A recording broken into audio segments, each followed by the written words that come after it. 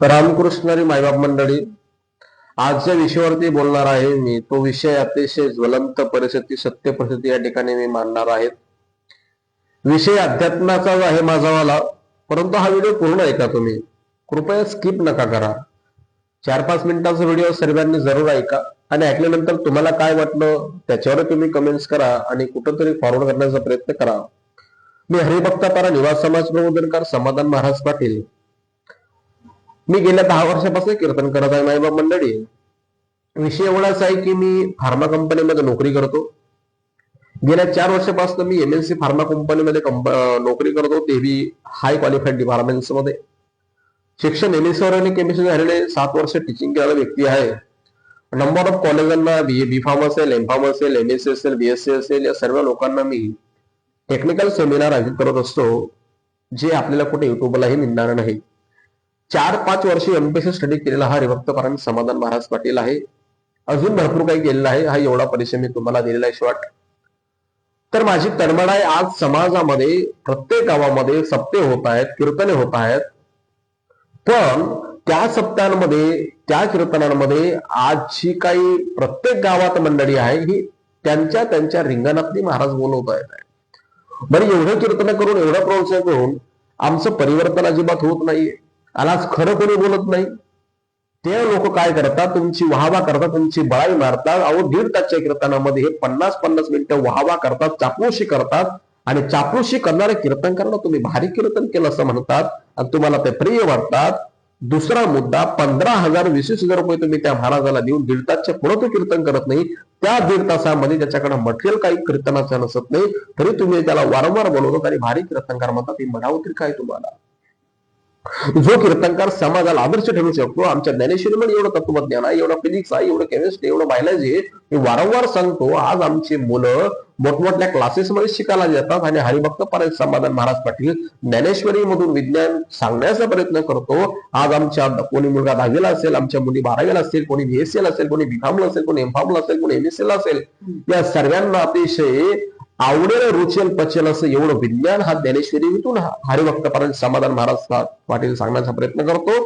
तर ह्या समाधान महाराज पाटीलला कोणी साथ देत नाही, दुर्दैव म्हणावं लागेल. बरं, मला कीर्तनाच्या वर काही मला गाड्या, बंगल्या, घोड्या घ्यायच्या नाही दादा.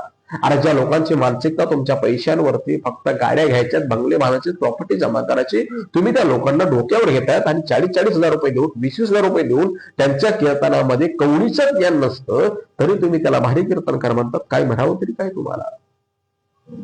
तुम्ही एवढं शून्य मंडळी असून, तुम्ही जाणकार मंडळी असून हा व्हिडिओ का फॉरवर्ड करत नाही? मी एवढा महिन्यापासून व्हिडिओ बनवत आहे, कोणी मला साथ देत नाही. काय चुकीचं बोलत आहे मी? अहो, फक्त धंदा झालाय बऱ्याच कीर्तनकार लोकांचा, तरी तुम्ही त्यांना डोक्यावर घेतात. बरं, जे कीर्तन ते 3-3 वर्षापासून फिरवत आहेत, तरी त्यांना तुम्ही तेच बोलण्याचे 15-20 रुपये येतात. आणि माझं कीर्तन प्रत्येक विषयातलं वेगळं असतं. एवढंच नाही, तत्वज्ञानानं भरलेलं असतं, जे तुम्हाला कोणीही कीर्तनकाराकडे मिळणार नाही. असं हरिभक्तपरायण समाधान महाराज पाटील समाजापर्यंत पोहोचत नाही. का म्हणून तुम्ही मला साथ देत नाही? तुम्ही माझी प्रतिक्रिया मला कळवा. तुमची प्रतिक्रिया कळल्यानं मला कळेल की मी कीर्तन करावं की नाही करावं. काय चाललंय समाजामध्ये? का म्हणून सत्याला साथ देत नाही लोक? कारण मी कोणाच्या बूटमध्ये नाही हे माईबाप मंडळी. म्हणून मी या सोशल मीडियावर तुम्हाला आव्हान करतोय, कारण की आज प्रत्येक सप्त्यामध्ये बूटची महाराज बोलवली जातात. त्यांच्या रिंगणमध्ये असते महाराज मंडळी, आणि मी त्यांच्या रिंगणमध्ये नाही कोणाच्या. कधीतरी माझ्या वेदना संवेदना करून या, मला आज परिवर्तन करायचं आहे. बरं, मी रोज कीर्तन नाही करू शकत नाही मंडळी. महिन्याला जास्तीत जास्त मी 2च कीर्तन करू शकतो समाजापर्यंत येण्यासाठी. आणि तेवढी जर मला तुम्ही सहकार्य करत असाल तर आज समाज अधोगतीकडे वाटचाल करत चाललेला आहे. आमच्या लहान लहान लेकरांना नको ती व्यसनं लागली दादा. आमच्या मुली वाईन मार्गाला चाललेल्या आहेत, प्रेम नावाच्या प्रकरणामध्ये पडत आहेत, परधर्मांच्या जाचमध्ये फसल्या जात आहेत. कोणी याच्यावर बोलायला तयार नाही. आणि आज कोणीही कीर्तनकार सत्य बोलायला तयार नाही. ना यांच्याकडे सत्य बोलण्याची ताकद आहे, ना यांच्याकडे विज्ञानाचा अभ्यास आहे. तुम्हाला रडवायचं, तुम्हाला भावनिक करायचं, तुम्हाला नको ते पांचट जोक सांगून तुम्हाला हसवायचं, हे कीर्तन नाही दादा. माझ्या नाथरायांनी फार मोठी परंपरा घालून दिली. भक्ती ज्ञाना विरहिताना गोष्टीने कराव्या, प्रेम भैर्य वैराग्याची युक्ती विवराव्या, जेणेकरून मूर्ती टसवी अंतरे श्रीहरीचे अशी कीर्तनी मर्यादा आहे संतांच्या घरचे. आणि फार्मा कंपनीमध्ये नोकरी करून हा कीर्तनकार जर समाजापर्यंत असेल तर आम्हाला किती कुतूहल वाटलं पाहिजे. उलट आम्ही म्हणायला पाहिजे, अरे यार असला महाराज यायला पाहिजे आपल्या गावामध्ये, ही तुम्हाला आतुरता असली पाहिजे. कारण की एक वेगळ्या फील्डचा व्यक्ती, त्याच्याकडे मल्टी स्किल टॅलेंट आहे, असा व्यक्ती जर समाजापर्यंत आला तर आमच्या मुलामुलीमध्ये बदल होईल, हे तुम्हालाच कळलं पाहिजे. पण तुम्हाला हेही कळत नाही. नको त्या पांचट पुंचट गप्पा गोष्टी सांगणारे कीर्तनकार तुम्हाला प्रिय वाटतात. काय म्हणावं तरी काय तुम्हाला. मला खूप राग येतो या गोष्टीवरती, खूप भावनिक होतो मी. समजा या गोष्टींना. समाज वाईन मार्गाला चाललेला आहे.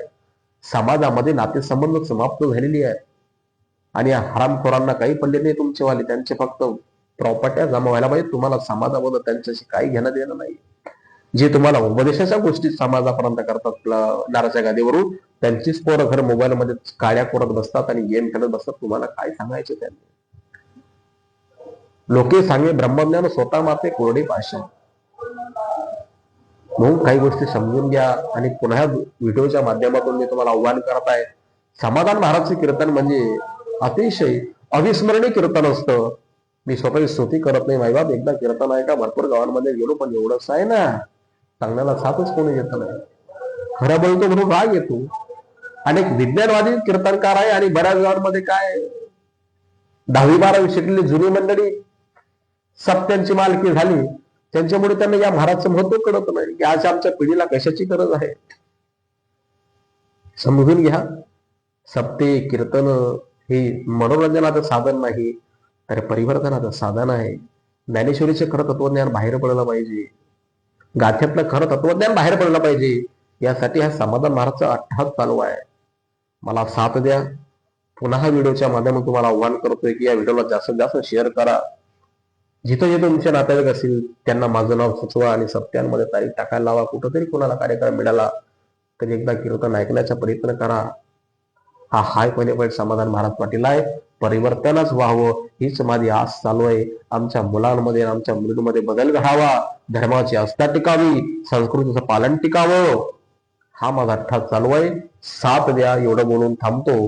रामकृष्णरी हरिभक्त परायण समाधान महाराज पाटील पुन्हा आव्हान करतोय, हा व्हिडिओला असं शेअर करण्याचा प्रयत्न करा आणि तुमचे जिथे जिथे ओढत असेल तिथे तिथे नाव सुचवा आणि त्यांना ठामपणे सांगा, अतिशय असा अविस्मरणीय अउल्लेखनीय महाराज आहे.